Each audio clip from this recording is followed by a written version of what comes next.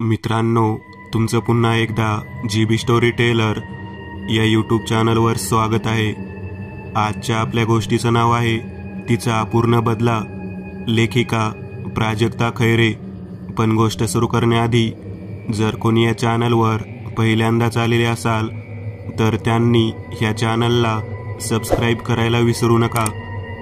चला तर मग अजिबात वेळ न घालवता गोष्टीला सुरुवात करूया।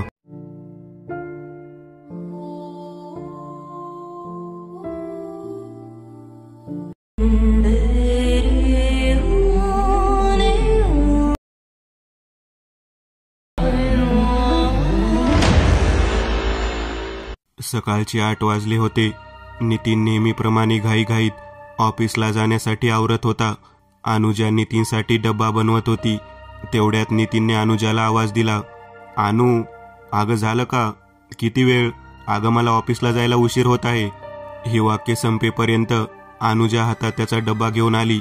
"अहो, हे घ्या डब्बा, आणि हो, सावकाश जा, उशीर झाला म्हणून गाडी फास्ट चालवू नका."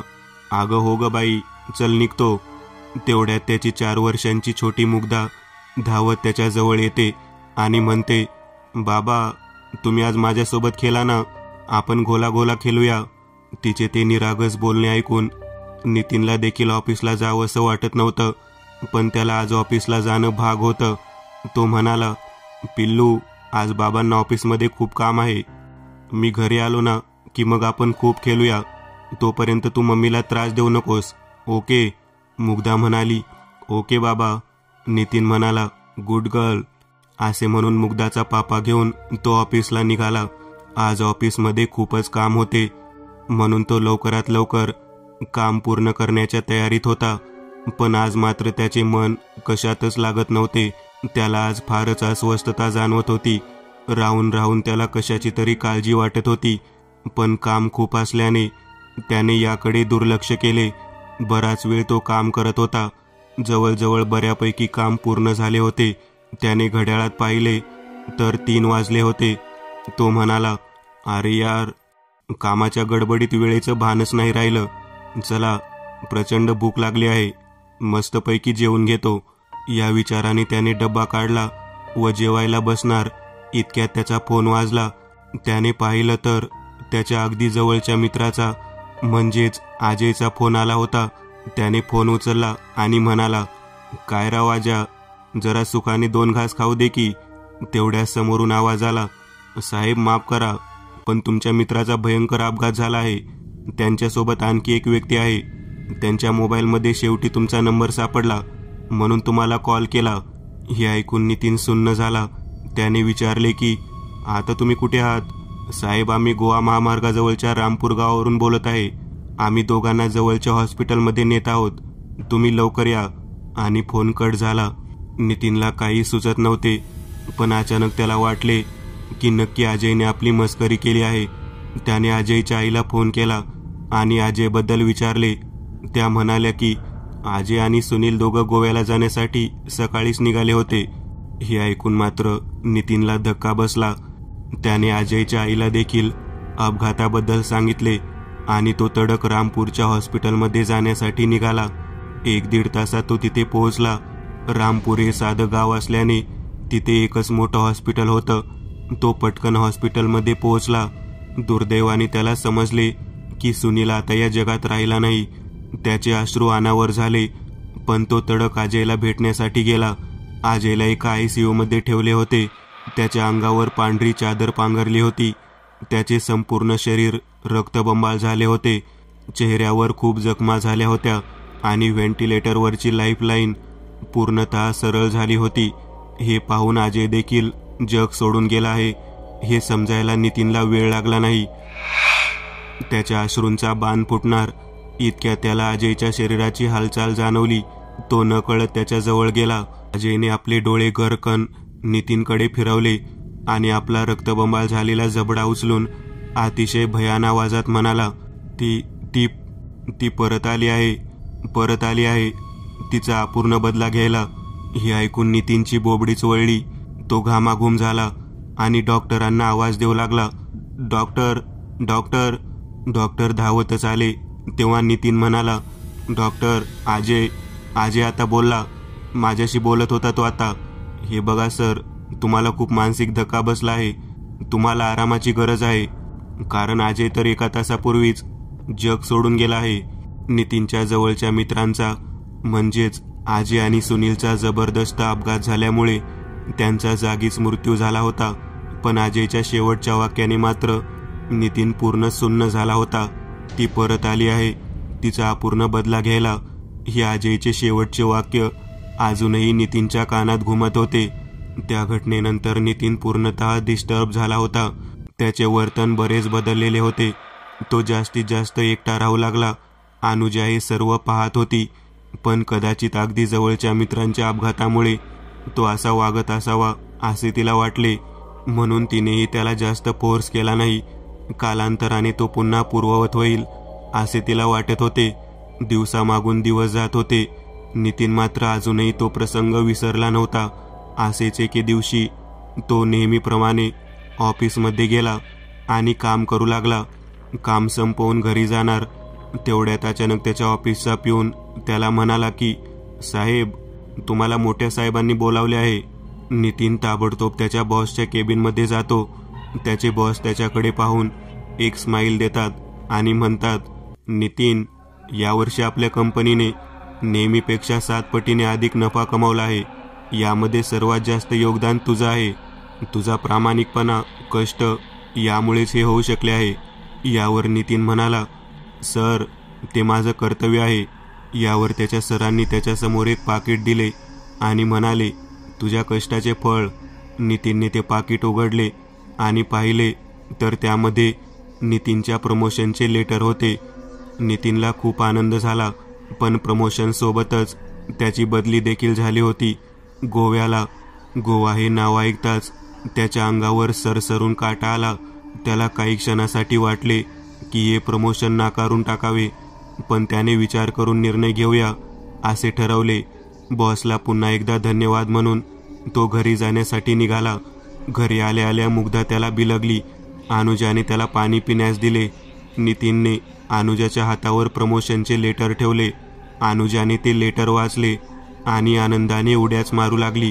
तिने तर काहीच मिनिटांमध्ये गोव्याला जाण्याचे प्लॅनिंग केले.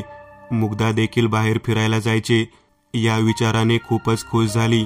हे दृश्य पाहून प्रमोशन नाकारण्याचा विचार रद्द करतो. दुसऱ्या दिवशी तो त्याच्या बॉसला गोव्याला जाण्यासाठी तयार आहे असे कळवतो. बॉस म्हणतात की, नितीन, अभिनंदन, आता तू आपल्या कंपनीचा मॅनेजर होणार आहेस. पुढच्या यशासाठी खूप शुभेच्छा. आणि हो, गोव्यात शहापूर नावाचे शहर आहे, तिथे तुला राहण्यासाठी एक मोठा वाडा कंपनीने दिला आहे. So congrats once again. सरांना थँक्स म्हणून संध्याकाळी तो घरी जातो आणि अनुजाला म्हणतो की, अनु, आपल्याला उद्याच गोव्याला जाण्यासाठी निघावे लागेल. आपले थोडेसे कपडे आणि थोडाफार महत्त्वाचे सामान पॅक कर. आपण तिथे पोहोचलो की 2च दिवसांनी कंपनीद्वारे आपले बाकीचे सामान तिथे पोहोचवण्यात येईल. अनुजा देखील खुश होऊन पॅकिंग सुरू करते. नितीन दमला असल्याने तो झोपण्यासाठी जातो. सकाळी एक पांढरी शुभ्र गाडी त्यांच्या दारात उभी असते. मुग्धा, अनुजा, नितीन गाडीत बसतात. प्रवासात बराच वेळ जातो.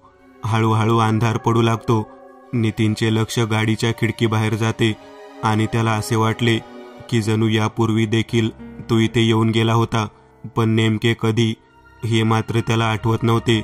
अचानक त्याला रस्त्याच्या बाजूला पांढरा ड्रेस घातलेली, केस मोकळे सोडलेली एक स्त्री दिसते, पण तिचा चेहरा मात्र स्पष्ट दिसत नव्हता. ती स्थिर थांबली होती. गाडी वेगाने पुढे जात होती, पण ती अजूनही तिथे स्थिर थांबली होती. नितीनने तिचा चेहरा पाहण्याचा प्रयत्न केला, पण अचानक रात्री 12:30च्या सुमारास त्याच्या ड्रायव्हरचे गाडीवर नियंत्रण सुटते आणि गाडी थेट दरीत जाऊन कोसळते. आणि तेवढ्यात नितीनचे डोळे खाडकन उघडले. तो घामाघूम झाला होता. तो बाजूला ठेवलेली बॉटल तोंडाला लावतो आणि घटघट पाणी पिऊ लागतो. अजूनही ती त्याच्या डोळ्यासमोरून जात नव्हती. त्याच्या मनात आता एकाच प्रश्नाने काहूर माजवले होते, ती कोण होती? नितीन रात्रभर त्या भयानक स्वप्नाचा विचार करीत होता. साधारणतः 3च्या सुमारास नितीनला झोप लागली. सकाळी अनुजाच्या आवाजाने नितीनला जाग आली. नितीन, अहो उठा, किती वेळ झाला तुम्हाला उठवत आहे. अहो मुग्धा केव्हाची आवरून बसली आहे, गाडी येईलच थोड्या वेळाने. नितीन घाईघाईने उठला आणि आवरायला सुरुवात करू लागला. याच गडबडीत तो रात्रीच्या स्वप्नाबद्दल विसरूनच गेला. आवरावर झाली तेवढ्यात बाहेरून हॉर्नचा आवाज आला आणि एक पांढऱ्या आणि कडक इस्त्रीच्या कपड्यात एक ड्रायव्हर गाडीतून बाहेर उतरला आणि दारात असणारे सामान भराभर गाडीत ठेवू लागला. मुग्धा आणि अनुजा गाडीत बसले आणि घरात असणाऱ्या नितीनला आवाज देऊ लागले. नितीन घराला कुलूप लावून गाडीच्या दिशेने वळला आणि त्याच्या पायाखालची जमीन सरकली, कारण ती तीच पांढरी गाडी होती जी नितीनने स्वप्नात पाहिली होती. आणि त्याला पुन्हा एकदा त्या भयावह स्वप्नाची आठवण झाली आणि तो शून्यात हरवला. अनुजाने त्याला आवाज दिला, अहो काय झालं, कुठे हरवला, बसा लवकर, उशीर होत आहे. या वाक्याने तो भानावर आला आणि गाडीत बसला. दिवसभर प्रवास चालू होता. मुग्धा आणि अनुजा निसर्ग सौंदर्यात पूर्णतः हरवून गेल्या होत्या. उंच उंच हिरवीगार झाडी, त्यात निळेशार आकाश सौंदर्यात आणखीन भर घालत होते. वाहणारा थंड वारा सर्वांगाला गुदगुल्या करून जात होता. या सुंदर निसर्गात नितीन मात्र एका अनामिक भीतीने व्याकुळ होत होता. संध्याकाळ झाली होती. एका हॉटेलमध्ये जेवण करून त्यांचा प्रवास पुन्हा सुरू झाला. मुग्धा खूप दमली होती, त्यामुळे ती अनुजाच्याच मांडीवर झोपून गेली. अनुजा देखील दमली होती. नितीनचे लक्ष सहज बाहेर गेले तर त्याला जाणवले की तो याच रस्त्यावरून यापूर्वी देखील प्रवास केला आहे. त्याने व्यवस्थित पाहिले तर त्याला पुन्हा एकदा दरदरून घाम फुटला, कारण तो आता त्याच वाटेवरून प्रवास करत होता जी वाट त्याने स्वप्नात पाहिली होती. अचानक अतिशय कर्कश आणि विचित्र आवाज करत गाडी थांबली. नितीन आश्चर्याच्या नजरेने ड्रायव्हरकडे पाहू लागला. ड्रायव्हर म्हणाला, साहेब फक्त 2 मिनिट थांबा, मी चेक करतो, असे म्हणत तो गाडीतून खाली उतरला. थोडा वेळ चेक करून तो नितीनला म्हणाला की, साहेब माफ करा, पण गाडीमधले पेट्रोल संपले आहे आणि इंजिन सुद्धा फार गरम झाले आहे. अरे काय तुम्ही लोक एवढे निष्काळजी कसे असू शकता, एवढ्या लांबचा प्रवास आहे, बायको आणि लहान मुलगी सोबत आहे, जरा निघण्यापूर्वी गाडी चेक नाही करता आली. साहेब कृपया रागवू नका, इथून अर्ध्या पाऊण तासाच्या अंतरावर एक पेट्रोल पंप आहे, मी लगेच जाऊन येतो, असे म्हणून त्याने गाडीमधील एक मोठी बॉटल घेतली आणि निघाला. नितीन फारच वैतागला होता. तेवढ्या ड्रायव्हर त्याच्या जवळ आला आणि म्हणाला, साहेब तुम्ही मॅडम आणि तुमच्या पोरीसोबत गाडीतच बसा, अजिबात बाहेर पडू नका, अगदी काही झालं तरी. यावर नितीन म्हणाला, का रे, असे का बोलत आहेस. साहेब काही गोष्टी नाही सांगता येत, त्यावरून ताक ओळखून घ्यायला पाहिजे, असे म्हणून तो बाहेर निघू नका असे पुन्हा एकदा बजावून निघून गेला. नितीन त्याची लहान होत जाणाऱ्या अस्पष्ट आकृतीकडे पाहत राहिला. काय विचित्र माणूस आहे, या उद्देशाने नितीन त्याच्याकडे पाहतो. ड्रायव्हरला जाऊन आता साधारण अर्धा पाऊण तास उलटलेला असतो. अनुजा देखील मुग्धाला कुशीत घेऊन गाढ झोपेत असते. नितीन मात्र पुरता वैतागलेला असतो. नकळत त्याला आता गाडीमध्ये गुदमरायला लागते. तो कारच्या बाहेर उतरणार इतक्यात त्याला ड्रायव्हरचे ते शब्द आठवतात, पण का कोण जाणे तो नकळत खाली उतरतो आणि आजूबाजूला पाहू लागतो. बाहेर अगदी स्मशान शांतता पसरलेली असते. वारे वेगाने वाहत होते, पण आश्चर्य म्हणजे झाडांची पाने बिलकुल हालत नव्हती. रस्त्यावरून एकही वाहन जात नव्हते. नितीन स्वतःशीच पुटपुटला, काय राव, गोंधळ गोंगाट असावा, पण असली जीवघेणी शांतता नसावी. का कुणास ठाऊक, पण मला असं वाटते की मी इथे यापूर्वी देखील आलो होतो, पण नेमके कधी हे मात्र मला आठवत नाही. हा विचार संपतोय तोच अचानक त्याला एक पांढरी कार बेफाम वेगाने घरंगळत नितीनच्या दिशेने येताना दिसली. नितीनचे पाय जणू दगडापेक्षा जड झाले होते, त्याला हलता येत नव्हते. तेवढ्यात ती कार रस्त्याचा डिवायडर तोडून नितीनच्या शरीराच्या आरपार निघून गेली आणि दरीत कोसळली. त्याबरोबर एका स्त्रीचा हृदय भेदरून टाकणारा कर्कश आणि अतिशय भयानक आवाज आला आणि नितीनचे पाय मोकळे झाले. त्याने दरीत डोकावले तर स्वप्नात जो अपघात झाला तोच आता प्रत्यक्षात त्याने पाहिला. नेमकं स्वप्न काय सत्य काय हेच त्याला समजत नव्हते. आणि अनुजाची एक आर्तकिंकाळी त्याच्या कानावर पडली. नितीन धावतच कारजवळ आला. अनुजा घाबरून घामाघूम झाली होती. मुग्धा आईचे ओरडणे ऐकून प्रचंड घाबरून रडत होती. अनुजा मात्र खूप घाबरलेल्या नजरेने नितीनकडे पाहत होती. नितीनने तिला पाणी दिले. ती किंचित शांत झाली आणि नितीनचा हात घट्ट पकडला आणि तिला रडू कोसळले. नितीन म्हणाला, "अनु, हे बघ, शांत हो आणि काय झालं ते आधी सांग. हे बघ, मुग्धा पण घाबरली आहे." अनुजा घाबरत म्हणाली, "नितीन, आता मी पाहिले की एक पांढरी कार दरीत कोसळली आणि एका स्त्रीची अतिशय भयानक किंकाळी मी ऐकली. विश्वास ठेवा, मी खरंच माझ्या डोळ्यांनी सगळं पाहिलं." नितीन जे समजायचं ते समजून गेला. तो आपल्या चेहऱ्यावरील भाव बदलत म्हणाला, "अगं वेडाबाई, एवढं घाबरतं का कोणी? आता तू झोपली होतीस ना, तेव्हा तुला स्वप्न पडलं असेल. शांत हो." "नाही साहेब, ते स्वप्न नव्हतं, सत्य होतं." अचानक ड्रायव्हर मध्येच म्हणाला. नितीन आश्चर्यचकित होऊन विचारले, "तू कधी आलास आणि तुला काय म्हणायचे आहे?" "साहेब, तुम्हाला म्हणलं होतं ना की बाहेर निघू नका. ही जागा झपाटलेली आहे. इथे खूप लोकांना भास झाले आहेत की एक कार दरीत कोसळली. कोणीतरी बाई आपली 6 वर्षाची मुलगी घेऊन लिफ्ट मागत आहे, रडत लिफ्ट मागत आहे आणि बरेच काही.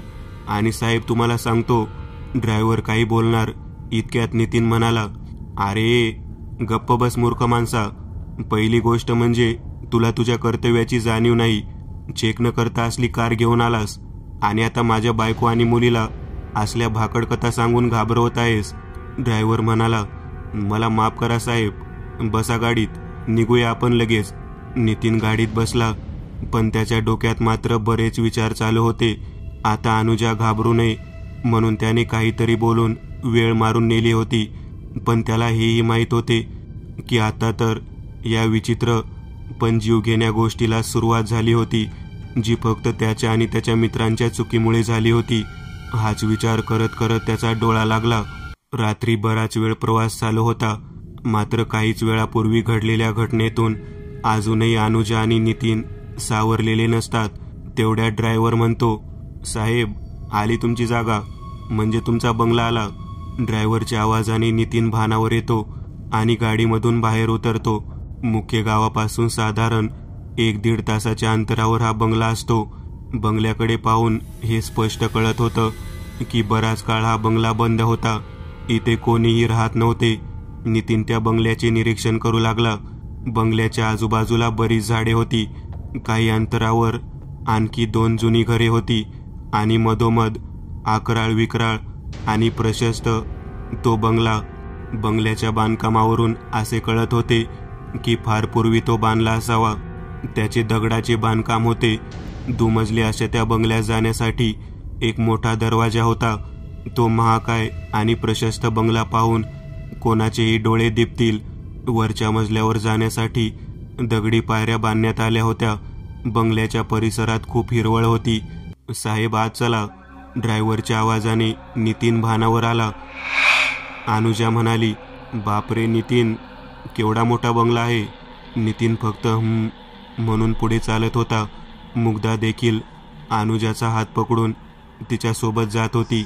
नितीन, ड्रायव्हर, अनुजा आणि मुग्धा त्या मोठ्या दरवाजाजवळ पोहोचले. अचानक विजांचा कडकडाट सुरू झाला. वारे बेफाम वेगाने वाहत होते. ड्रायव्हर दरवाजाचे कुलूप उघडत होता. अनुजा आणि मुग्धा डोळे विस्फारून वातावरणातील बदल पाहत होत्या. ड्रायव्हरने कुलूप उघडले. त्याबरोबर आवाज करत दरवाजा उघडला. नितीनने बंगल्याच्या आत प्रवेश केला आणि तेवढ्यात पुन्हा जोरात वीज कडाडली. त्या आवाजाने मुग्धा आईला जाऊन बिलगली आणि अनुजा देखील घाबरली. नितीनने हे पाहिले आणि मुग्धाला कडेवर घेत म्हणाला, "घाबरू नका, गावचा परिसर आहे. असे वातावरणातील बदल स्वाभाविक आहेत." असे म्हणून शेवटी तो, मुग्धा, अनुजा आणि ड्रायव्हर आतमध्ये आले. नितीन लाईट लावण्यासाठी स्विच शोधू लागला. त्याला स्विच सापडले. तो लाईट चालू करण्यासाठी प्रयत्न करू लागला, पण लाईट लागत नव्हती. ड्रायव्हरने देखील प्रयत्न केला, आणि चेक करून म्हणाला, साहेब माफ करा, पण फ्यूज गेला आहे. आजची रात्र कशी तरी काढा. उद्या एका इलेक्ट्रिशियनला बोलावून लाईटचा प्रॉब्लेम ठीक करतो.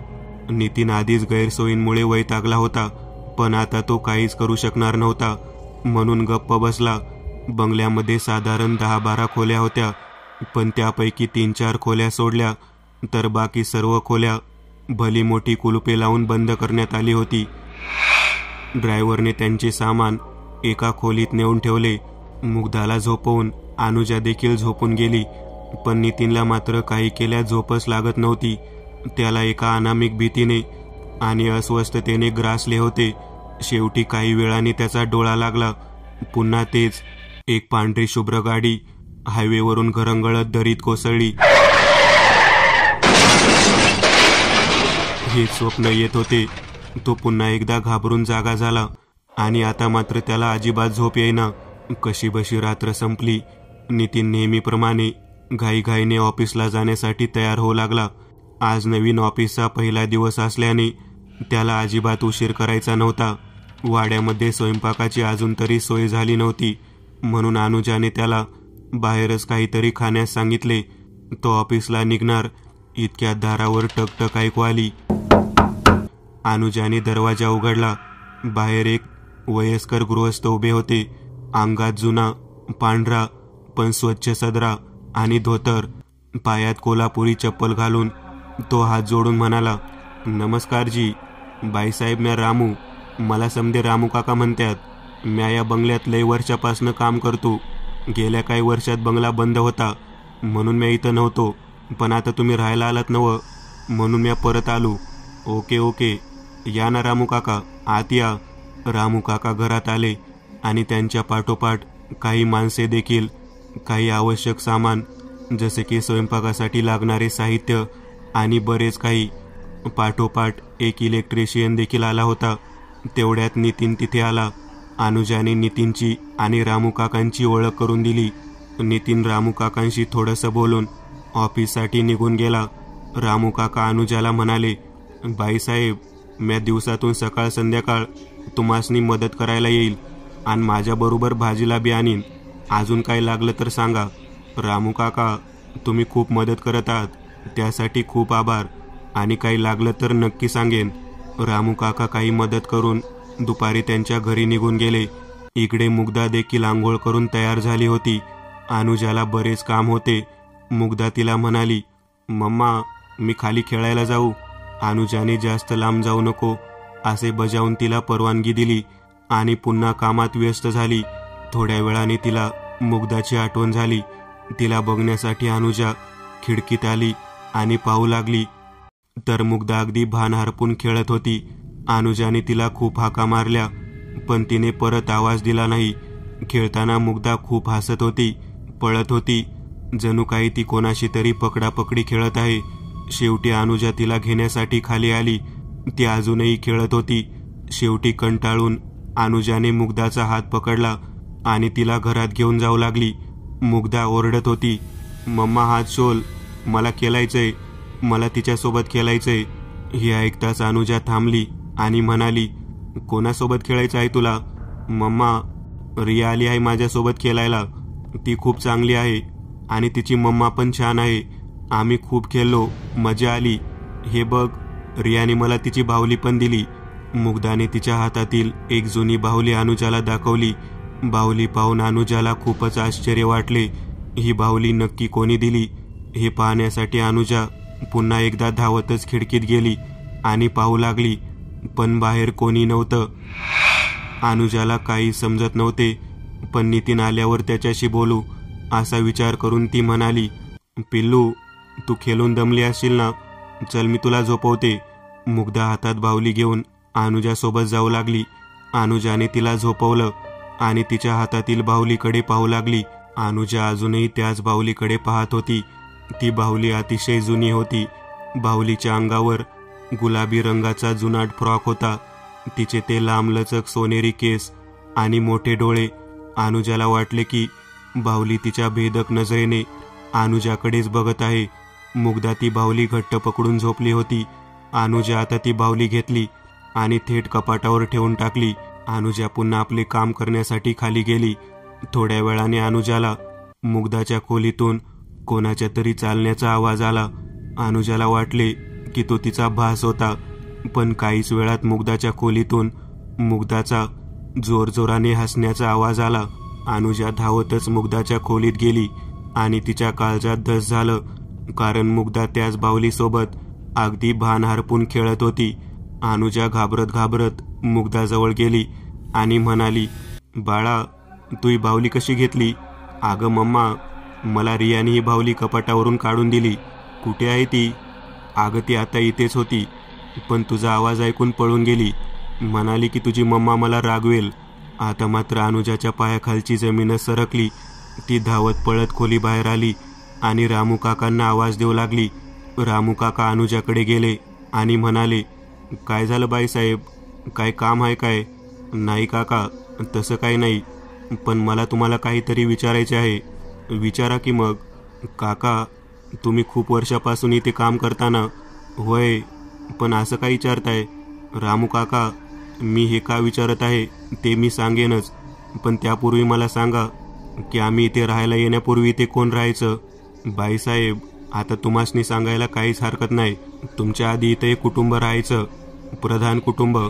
त्यात प्रधान साहेब, त्यांची मुलगी आणि त्यांची छोटीशी नात राहायचे. त्यांचा जावई तिकडं अमेरिकेत एका मोठ्या कंपनीत कामाला होते. 2-3 महिन्यातून ते 10-15 दिवसांसाठी इकडे यायचे. लय आनंदी कुटुंब होतं ते. पण सगळा नशिबाचा खेळच. एक दिवशी प्रधान साहेबांची मुलगी आणि त्यांची नात रात्री कारमधून कुठेतरी जात होते, पण त्यानंतर ते कधीच घरी आले नाही. पोलिसांनी बी काही सापडलं नाही. या धक्क्यामुळे प्रधान साहेबांना पण हार्ट अटॅक आला. त्यानंतर त्यांच्या जावयाने हा बंगला नितीन साहेबांच्या ऑफिसला भाड्याने दिला. अनुजा सर्व लक्षपूर्वक ऐकत होती.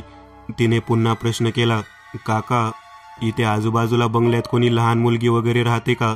बाईसाहेब, मी इथं लय वर्षापासून काम करतो, पण माझ्या माहितीनुसार इथं थोड्या अंतरावर एका घरात फक्त एक म्हातारीचं जोडपं राहतं. अजून एक घर आहे, पण ते लय वर्ष झाले बंद आहे. हे ऐकत असताना अनुजाच्या चेहऱ्यावरील हावभाव क्षणोक्षणी बदलत होते. रामू काका म्हणाले, पण बाईसाहेब, तुम्ही आता हे अचानक काय विचारताय? आणि मगापासून मी बघतो तुम्ही कुठल्या तरी काळजीत दिसत आहात. काय झालंय का? असे विचारल्याबरोबर अनुजाला राहवतच नाही. ती झालेला सर्व प्रकार रामू काकांना सांगते. रामू काकांच्या हसऱ्या चेहऱ्यावर आता भीती आणि काळजीचे सावट पसरते. ते म्हणतात, बाईसाहेब, तुम्ही काय बी काळजी करू नका. मी विचार करतो की काय करायचं. रामू काकांशी बोलल्यावर अनुजाला फार बरं वाटलं. संध्याकाळ झाली. नेहमीप्रमाणे नितीन दमून भागून घरी आला. फ्रेश होऊन तो डायनिंग टेबलवर जेवण करण्यासाठी गेला. अनुजा त्याचीच वाट पाहत होती. पाठोपाठ मुग्धा पण आली आणि एका खुर्चीवर बसली. तिने त्या बाहुलीला मांडीवर घेतलं आणि एकटक तिच्याकडे पाहू लागली. रामू काकांनी किचनमधून जेवण आणले. नितीनचे लक्ष अचानक मुग्धाकडे गेले. ती अजूनही त्याच बाहुलीकडे पाहत होती. नितीन तिला म्हणाला, बच्चा, how was your day? Are you enjoying here? Yes papa, my day was very very good. I really enjoy here with my friend. Who is your new friend? पप्पा, माझी नवीन मैत्रीण रिया आहे. ती आणि तिची आई खूप छान आहे. हे पहा, तिने मला एक बाहुली दिली. आम्ही खूप मज्जा केली. आणि तिचं वाक्य मध्येच थांबवत अनुजा म्हणाली, मुग्धा, तुला किती वेळा सांगितले आहे की जेवताना बोलू नये? तुला सांगितलेलं समजत नाही का? अनु, कूल, एवढं का चिडत आहेस? बाईसाहेब, मला वाटतं की आपण एक मांत्रिक बोलवला पाहिजे. कारण आता त्यांचं वाक्य थांबवून नितीन म्हणाला, हे बघा रामू काका, तुम्ही तुमचं काम करा. बाकी गोष्टीत लक्ष घालायची काही गरज नाही आणि असले फालतू प्रकार माझ्या घरात चालणार नाही. अनुजा म्हणाली, नितीन, व्हॉट्स रॉंग विथ यू? काकांनी आपल्याला जस्ट सजेस्ट केलं, त्यात एवढं रिॲक्ट होण्यासारखं काय आहे? आणि तसंही तुला माहीत नाही की दिवसभर काय काय झालं ते. काय झालं? अरे, ही मुग्धा म्हणते की तिच्याशी कोणीतरी रिया खेळायला येते. अगं मग रिया येत असेल शेजारच्या बंगल्यातून वगैरे. नितीन, शेजारच्या बंगल्यात कोणीही राहत नाही आणि थोड्या अंतरावर एक घर आहे. त्यात फक्त कोणीतरी आजी आजोबा राहतात. अनु, रिलॅक्स. अगं मुग्धा अजून खूप लहान आहे, त्यामुळे खेळताना ती असं इमॅजिन करत असेल की कोणीतरी तिच्या एवढीच मुलगी तिच्यासोबत खेळायला येते आणि तिचं असं बोलणं फार काही जगावेगळे नाही. लहान मुलांचं असं बोलणं स्वाभाविक आहे.